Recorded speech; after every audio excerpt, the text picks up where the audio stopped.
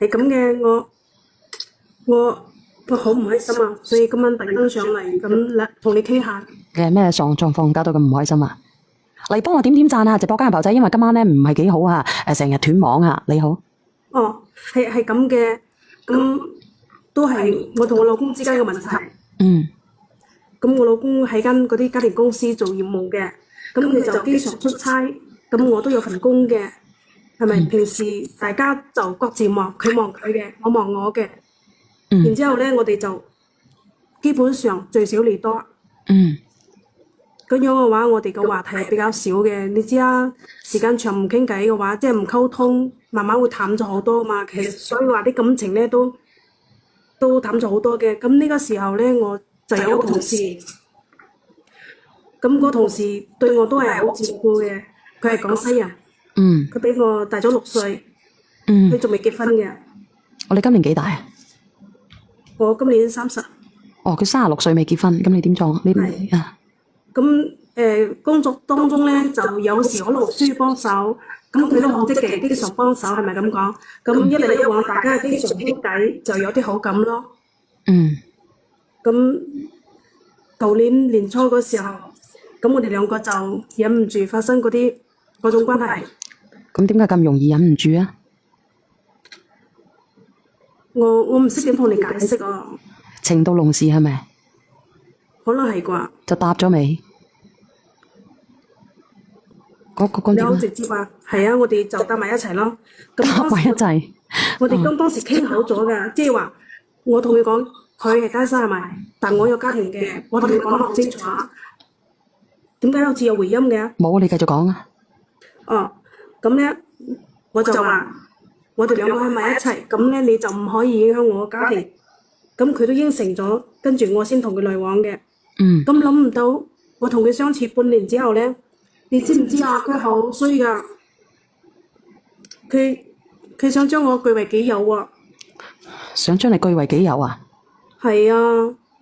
哦，咁真係好衰㗎，仲有一點咧，你諗唔到嘅。佢話我老公翻嚟嘅話，要同佢匯報。仲有咧就係、如果我同我老公喺屋企有嗰啲，即係比較即係兩公婆做嗰啲嘢，要同佢匯報啊。哦，仲要同佢匯報啊？係啊。咁你有冇同佢匯報啊？點講咧？呢啲嘢係咪？佢依家仲警告我，佢話唔可以同我老公咩喎？唔可以同你老公乜嘢啊？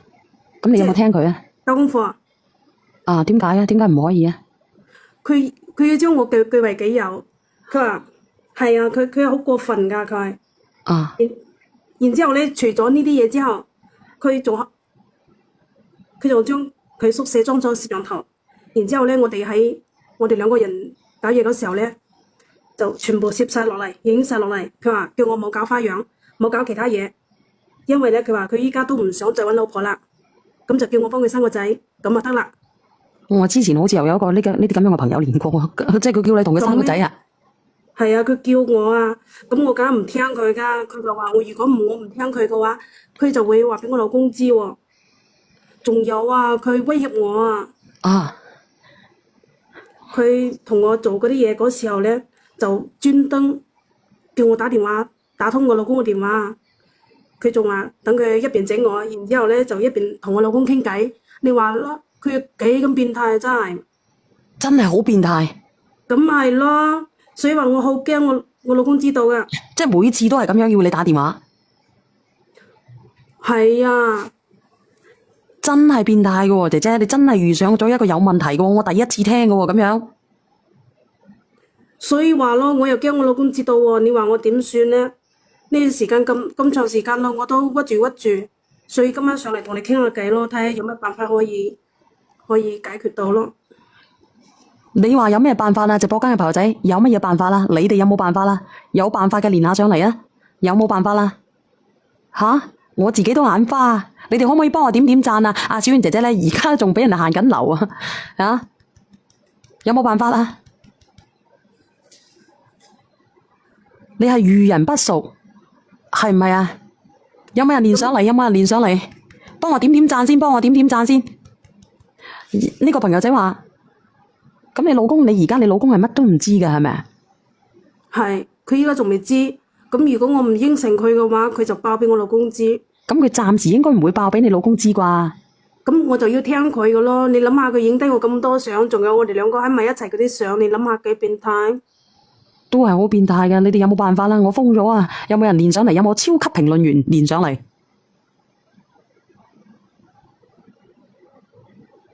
喂，死啦！嗱，我都話俾人哋 cut 咗落去噶啦。喂，你好，小玲姐姐，係點樣啊？分享下你嘅故事啊！係我係啱先上嚟嗰個啊。哦，你仲真實名認證先啊！你好犀利喎！呢個叫做想要幸福嘅朋友仔。喂，喂，聽到？聽到吓，你唔係匿名連咪噶吓，你自己注意要改翻個名啊！明白。明白噶係咪？你而家要我俾啲咩意見你啊？咁你啱先已經聽到啦，我依家點算咧？你而家點算啊？直播間嘅朋友仔，因為我而家封咗號，有冇人連上嚟？有冇人連上嚟？你設置咗私密就得噶啦，你設置咗私密就得噶啦。呢個男人嘅心態好簡單，佢想獨佔你、佔有你，佢已經好瘋狂咁樣咧，佢諗住據為己有噶啦，你自己都知道啦。嗯，係咪啊？係佢而家甚至想象到要同你生個細佬哥啦，佢唔結婚啦。佢就一不做二不休啦。我應該咧，我估計咧呢個男嘅嗰個嗰個乜嘢咧，嗰個家庭條件咧係唔會好得去邊嘅。如果唔係嘅話，佢就唔會跟住你啦。係咯，我認為可能都係咁啊。係咪？嗯。嗱，呢個係啊呢個朋友仔，你又連上嚟做乜嘢？呢個我視覺啊，呢個朋友仔你又連上嚟做乜嘢？喂，呢個姐姐你又連上嚟做乜嘢啊？報警啦！吓？報警啦！我話去報警。咁好啦，因為我呢個話題唔講住，因為啱先封咗號。哦，好嘅，報警啦！哦，即係你講佢係咪？係叫佢去報警得噶啦，冇錯噶啦。佢唔呢個靚女，你唔知道我嘅情況噶。你咩狀況啊？即係我啱先已經同你講咗啦，佢 keep 有我哋之間所有嗰啲相，所有嗰咁咪啲。啱咯，咁咪去報警咯，就係咯，俾佢揸住把柄咪去報警咯。如果唔報警，你一世都俾佢揸住個把柄。仲有一個問題，我唔想離婚噶，你知道啦。 OK 如果報俾毛子叔叔聽知道嘅話，咁等於呢件事已經全部公諸於世。咁我老公都知道，我唔想失去我老公，我唔想失去呢個家庭。下邊呢個匿名連麥嘅係邊個嚟噶？喂，我再連呢個吓。喂，喂，係嗰個姐姐仔係頭先講話個老公同佢即係做嘢分開，跟住識咗個同事嗰個嚟噶嘛？係。其實你而家嗰個男人即係威脅你，你只有面對嘅就係你一定要俾你老公知道，遲早佢都會同你老公講噶，呢個係冇得避噶啦。你係想俾佢一直威脅啊，定係你想解放你自己啊？我唔想離婚。你唔想離婚，你就要同你老公講清楚，由頭到尾咁講清楚。因為一旦你報咗警，你老公亦都會知。唔通你一直都咁樣俾佢威脅啊？有冇更好嘅辦法？你係冇得揀。仲有個問題啊，佢依家好乜嘢㗎？佢一年我同我老公喺埋一齊都唔得啊！咁咪佢已經去咗一個變態嘅地步咯。咁你佢而家係分唔清主次啊！佢認為你係佢嘅，係唔係屬於佢老公嘅，我係佢嘅你知唔知啊？係啊，仲有一個，你哋而家一齊做嘢都係即係同一間公司㗎，係即係日對夜對嘅。都算係咁咯。咁你同佢做嘢做咗咁耐，都唔了解佢為人啊？咁你知啦，以前就覺得好好啊，但係依家佢要將我變成私有化，就好似啱先小圓姐姐講，佢分唔清主次啊！咁樣佢喺公司嗰度同其他同事相處成點㗎？普普通通咯。咁等於佢係兩面人喎。你點？咁你要麼就要捉住佢嘅痛腳反威脅，要麼你就只可以係報警同老公講。你唔即係你老公唔知道係冇可能嘅，我覺得，因為佢已經係咁變態，佢一定會想辦法，會將你嗰啲視頻會俾你老公。咁你話一齊咩嘅時候都要打電話同你老公。咁你話你認為佢會唔會變態到會做下一步啊？我老公唔知道㗎。佢就係你老公唔知道，你而家嗰個同事已經咁變態啦，遲咗一日你唔使自己個嘴犟啊，佢都會同你犟啊，你明唔明啊？我嘅意思就係話，你只可以自己去同你老公講清楚呢件事，你係冇辦法㗎，真係冇辦法㗎。你就算報警，佢依家咁樣嘅話，爆晒出嚟，你知道會有咩後果㗎？係咪？你知道咩效果？你當初就唔應該同佢一齊，你同得佢發生過呢啲關係，你就必須要承擔呢啲後果。呢啲係你自己攞嚟嘅。我當時都冇諗到佢會咁㗎，當時咩都傾好晒㗎啦，點知佢依家又變成咁。我同你講，靚女，我真係冇面見人啊！出軌都有分好多種嘅，你係一時上腦先會出軌啊，或者你老公會原諒你，或者你老公係會同你離婚，但你係唔係你都要搏㗎啦，好過要佢同你老公講啊，係唔係都已經發生咗呢件事，係冇辦法改變，你明唔明啊？係包唔住㗎。喂，佢錄咗去，我睇啊，全部都要俾人 cut 晒落去。今日真係好黑吓，今日真係好黑吓。連咪嘅打個賞連咪啊！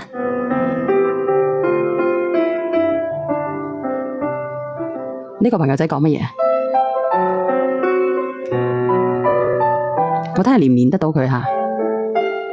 喂，喂好，呢個朋友仔咧，人哋都已經講咗啦，你咧只能夠，如果你話你唔受佢威脅嘅，只能夠係報拇指叔叔。你講嘅我知道，但係咧有冇更好嘅辦法？我唔想俾我老公知道。冇其他好嘅辦法嘅，姐姐你諗下。下邊匿名連咪嗰個係邊個嚟㗎？冇呢個辦法嘅，姐姐你自己去諗下先，你自己去諗你自己吓。咁佢而家做到咁變態嘅行為，都叫你走出嚟啦！我要打電話嘅，做呢卡嘢嘅時候都可以打電話嘅。咁佢個目的係乜嘢咧？佢咁樣要挾你嘅目的係為乜嘢咧？你好啊，黃玉。喂，你好。係，你有咩好見解啊，黃玉？你嗰度伏聲啊！如果你唔收風扇嘅咧，我要放你落去嘅喎。呢度我你有咩見解咧？我想俾啲意見嘅嗰隻上面嘅個匿名嘅姐姐啊。咁你有咩意見咧？咁咧，我建議呢，依家目前嚟講咧，我估計嘅時咧，佢暫時可能未敢去同你老公講。你首先嘅時咧，帶翻佢先。你如果嘅時咧係咁依照，你而家首先你就擺明車馬講嘅時咧，要同佢哋一刀兩斷。咁嘅時咧，你如果嘅時咧，佢一個係態度強硬嘅時咧，話係要講你老公知，將嗰啲聲嘅時咧全部俾你老公。咁你1、2、3就同你老公講，就報警。你擺明講佢聽。你一係咁依招，到時候咧你就要又去踩車，咁嗰陣我哋就嚟準備離婚，預變魚死網破。你嘅時你帶翻佢，我估計嘅時你佢應該嘅時你唔會咁同你老公講。嗱，好似呢個梁玉呢個黃玉話齋咧，佢可能咧都會有避忌嘅喎。如果唔係嘅話咧，佢會直接發俾你嘅老公咧，等你同你老公離婚嘅。佢肯定有所避忌嘅。你而家係咪有所有嘅嗰個通話記錄啊？你留翻同佢嘅通話記錄，全部截好晒圖佢，放好晒佢。係啊。你依家嘅時咧，你執好證據，你嘅時咧同佢攤牌講，嘅時咧就係一刀兩斷，態度堅決。你放好晒佢，你話俾佢知，我唔想再同你有糾葛啦，我唔想再同你有關係啦。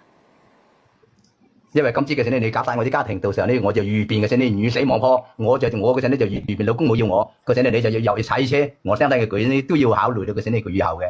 我覺得都好認同呢個黃玉嘅做法㗎。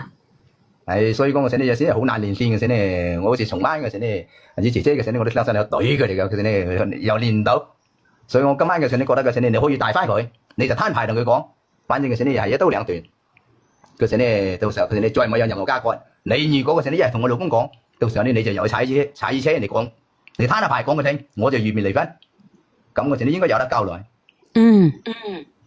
你哋講嘅我都有聽到嘅，咁樣嘅話佢都好可憐嘅喎。你諗下，佢36歲都未結婚，佢點可憐啊，姐姐？咁你又可憐佢嘅啫，你就長期嘅時候咧同佢嘅時候咧藕斷絲連咯。咁嘅時候咧到時候你就始終嘅時候咧係成問題。再一啲問題，你可以唔可以嘅時候咧走去第二度嘅時候咧做冇喺嗰度做得唔得？講到尾我哋都唔想傷害佢。咁就冇辦法喎，救你唔到喎。咁你到底想點㗎？就係想佢冇逼到我咁犀利咯。咁人哋有辦法話咗俾你知，你講嚟講去，你話唔想呢個男嘅逼得你咁犀利，咁你其實你想點嘅姐姐？咁救你唔到喎。吓？我講下，你咁樣嘅，你即係咩心態啊？佢依家都變態變到，佢依家都變態。喂，你開幽默咁樣咧，你而家仲冇想嘅時，你逼咁陣，佢而家逼到你都冇路行嘅啦，你仲嘅時你留翻面俾佢啊？你係人嘛㗎？你㗎？咁我做唔出啊嘛，做冇出就冇辦法啦，咁你為嘅時咧，我又唔想咁樣傷害佢。呢個幽夢你講下。我想問個姐姐係咪用咗人哋使咗人哋嘅錢啊？多少都有啲嘅，多又唔係多。如果唔係多嘅時咧，一唔係幾多嘅時咧，我咪一筆俾清佢咯。應該係人哋少錢先，人哋先你咁樣㗎。加加埋埋大概呢度我哋身邊大把啲人係咁㗎啦。咁你就遲早嘅時咧，你都係離婚收場㗎啦。紙包唔住火啊！我又唔想離婚啦。兩邊都想係咪？又想立我唔想離婚貞節，但係咧我又唔想傷害佢。咁救你唔到咯。如果係偷偷係咁樣嘅話，我又唔想幫佢生仔。你冇得救唉啦！小你連上嚟做乜鬼嘅姐姐？你如果係咁，你放我落去啦，我就唔知，我所以先揾你。我哋出啲辦法真係我唔知點算啊唔係啊，我以為你啊，姐姐嚇，我以為你連上嚟咧，你係知錯嘅。啊，你覺得你自己有問題嘅，你想改㗎啦，你想翻去回歸家庭，你而家唔係嘅，你連上嚟咧，你個心大心細嘅，又驚嗰樣又驚呢樣嘅。啊，你講下呢個等待。你好，我想問下你啊，你上嚟係解決問題嘅咩？係啊，我依家唔知嗰個姐姐點算。聽到。你解決問題啊？真係你覺得你好糾結咩？你係糾結驚人哋問翻你攞錢啫係嘛？應該都係講人哋攞翻啲錢。如果唔係嘅話，係任何一個人已經同你講到咁明白嘅嘢啦，你突然間嚟一個好似你覺得你自己係聖母咁樣嘅，你仲要擔心人哋，覺得人哋可憐，邊得不可憐咧？我唔想傷害佢啊！你嘥嬌氣咧，人哋都錄咗你個視頻啦，你老公啦都已經，人哋傷害佢喎。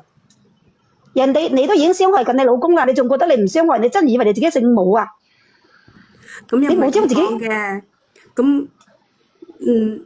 咁佢仲買咗新皮記嗰啲黃金俾我。咁你依家就覺得係你又想同人埋一齊，又想要佢嘅錢，但係你就唔想同佢生細路仔，又唔想俾你老公知。咁我想問下咯，呢啲嘢要唔要還俾佢啊？梗係要㗎。梗係要還啦。咁使又唔想攞人哋生仔，又唔想俾你老公知，我都話佢唔係唔捨得，佢係驚人哋問翻佢攞錢咯。依家就係，但係佢以後咧又諗住，如果佢唔同呢個男人咧，以後又冇人買嘢俾佢噶咯，又冇錢噶咯。咁佢一咪15、16咯。佢唯一個嘢，你一直話諗嘅嘢就係諗住大家幫你出個主意，點樣先可以同呢個男人行埋一齊，又點樣先可以瞞住你老公？冇啊，姐姐。又點樣先可以唔同佢生細路仔？係冇嘅，呢個嘢係冇嘅，你諗都唔使諗。你咁樣三觀唔正嘅喎，姐姐。如果你講咁樣嘅心態，喂，我聽到啊，點解叫三觀唔正啫？咁你係咪三觀唔正啊？你而家你到底係點樣啊？你徘徊喺兩個男人之間，你講下講到你自己好似好知錯咁，好後悔咁樣。你而家講下咧，原來咧咁多嘢後邊冇講嘅，都唔知醜啊！我真係唔想傷害佢噶，佢都幾可憐嘅，睇下。你應該係使咗人哋唔少錢，而家人哋要你俾翻啲錢，人哋你唔捨得俾翻啲錢，所以一個真嘅。咁嗰啲其實嗰男人係咪同你咁樣講嗰樣嘢啊？即係一係你就同我生個仔，因為你已經使咗咁多錢啦；一唔係咧，你嘔翻嗰筆錢俾我，係咪咁樣同你講過？佢又冇講過呢啲問題，佢就講咩啊幫佢生個仔。即係就要求你同佢生個仔。係。咁我就問你，你依家係最終你老實啲、坦白一啲講，你想點？咁我仲有想問一句，咁我使佢嗰啲錢嘅話，咁我唔還，我要唔要去踩衣車噶？要。嚇？你抗踩衣車，將啲錢還翻俾人哋啦。咁你驚唔驚？我而家問你一句話啫，姐姐，你驚唔驚你老公知？驚噶。我諗咧，呢個36歲嘅男嘅咧，亦都冇你想象中咁變態嘅，你肯定係逼到人哋好絕噶啦，你肯定係使咗人哋好多錢噶啦。咁除咗佢買嘢俾我嗰啲，加埋先10幾個啊嘛。加埋先10幾個，但係呢個30幾歲嘅人哋冇乜錢嘅，你問下人哋啦。你食埋人哋嘅龜啊，你仲要諗住點樣懟死人哋，之後咧就代代平安。你求之不得，幫人哋買咗份保險，等嗰人去孭咗之後咧，你又收埋嗰啲嘢係咪啊？人哋可憐你啊，俾咗10幾萬你使啊！使乜可憐呢個女人啊？呢個女人根本都唔值得可憐，佢有咩值得人哋可憐嘅啫？你哋冇唔係啊，冇即係意思佢話可憐濫用呢份情深，人哋嗰個男㗎。